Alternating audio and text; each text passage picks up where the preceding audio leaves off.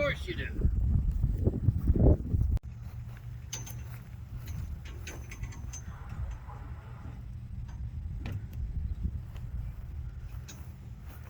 In other words, we just listen and do the active pinging. Usually you get to that stage you're in a war situation. Moving along. It's usually how you be dressed as a crewman. Some water. So we would land in the water, pop this hatch over the wing, and take it out, hook it up, inflate it, and then start yelling for help. People who sat along here did the actual tracking of the submarine targets. There's two guys here, the acoustic operators. We had two guys because we could have up to 32 sonobuoys in water at one time, so they had the timeshare. So they'd have on headphones so they could select the sonobuoy, hear the input coming back, and also display a waveform on the screen here. So all those things gave clues and indicators. You'd lock in on a characteristic of that submarine and maintain that contact. This is Carl here. That was Jerry back there. The person said where we were going. So you could communicate that to the flight deck and get the ordnance men to load up the proper sonobuoys, the proper settings. Usually monitor these barriers about 3,000 or 4,000 feet, just doing donuts. So we come down to 200 feet, pop in another load. It could be, again, a couple hundred miles long. Get them all fired up, make sure they were working properly. Go back up to altitude and monitor them. And if we're ever in attack mode, this would be the guy who would push the button to drop a torpedo or a gun. The person who sat here was the navigator. Most of our stuff was done before GPS became the darling of everybody. So he was a true celestial navigator. He can navigate by sun positions, star positions, use dead reckoning, radio navigation, and you can see the dark there and all else failed. So that one instrument there is a sextant. You can stand up and put it through the hull of the aircraft up here. Do a sighting on the sun position or a star pattern, and then do calculations. So his job was to get us out on site, keep track of where we were, and get us back home. This chart here shows an area where we did a lot of our operations. We would pack up the squadron for about 2 months and go over to Rota, Spain. That's a Spanish naval base right at the head of that arrow there. We have Spain, North Africa here, and that's the Straits of Gibraltar. Out here are the Azore Islands. The Med and track our aircraft carrier battle groups. So if the war broke out, their job was to sink the carriers. So our job was to get them first by maintaining this contact. So the last guy in the line is electronic systems operation. The big scope here is a radar. We have a radar set in the nose, one in the tail, so we have 360-degree coverage. Everything on the water, everything flying, and also we can monitor the weather. Because you get 400 or 500 miles out to sea, you want to know what the weather is between you and the first place you can go to land if you have to. So he could monitor that and also ship that display up to the cockpit so that they could use it, in navigations, flying around storms and stuff. With the joystick and the small screen, we had a low light level TV system based on IR radiation. So we could fly by a ship in the dark of the night and get a clear black and white picture back. We could see if they were underway, where the crew members were, what kind of cargo they were carrying. Also very good for search and rescue. If you're out looking for a small boat in a storm, or even someone in water in a life preserve. It's very good at finding. The recorder there is we recorded any kind of radars being against us. Where, first of all, whether it was friendly or hostile. And if it was hostile, whether it was just a regular search radar or whether it's a fire control radar. If it's fire control, it means there's pointing missiles and guns at you, so everyone would get a little uptight about that. So we'd record all that, plus we could go back and we could analyze it, see if there any changes in our radar systems. And lastly, in the middle was the MAD, the Magnetic Anomaly Detection System. You notice on the back of the aircraft's a big boom. That's the sensor. The sensor, along with the electronics, makes up a sensitive metal detection system. What it detects is changes in the lines of the Earth's magnetic field. Lines of magnetism run from the South Pole to the North Pole. If you pass a big piece of ferrous material, iron or steel, like in the submarine, through those, it changes it slightly. So it's very short range, But from the sonobuoys, we knew the course and the approximate location, so we'd fly down there, and we got over the top, and we'd get the big squiggle. So if we're in a wartime mode, that's when you tack over, push the button, and drop some ordnance. And again, all the bays here, this is 1960s technologies that generated a lot of heat. So these bays were all for the electronics, and you had to be highly air conditioned because you burn things out real quick if it got too hot. What do you think this is if you're out flying? Communications were the home base, and then the units were operating with another U.S. aircraft, a NATO aircraft, or it could be a surface ship. Sometimes you were relieved on surface. And then with a keyboard, we could do encrypted communications, talking in secret. Let's see what else there is. Morse code. We're going back to a lot of these primitive technologies now because GPS is vulnerable to being jammed and spoofed. If you lose your GPS system, command the crew, co-pilot would help fly and do most in-flight communications, and the flight engineer would monitor these gauges and switches here, make sure we're flying safely, getting good fuel. The crew, co-pilot would help fly and do most in-flight communications, and the flight engineer would monitor these gauges and switches here, make sure we're flying safely, getting good fuel.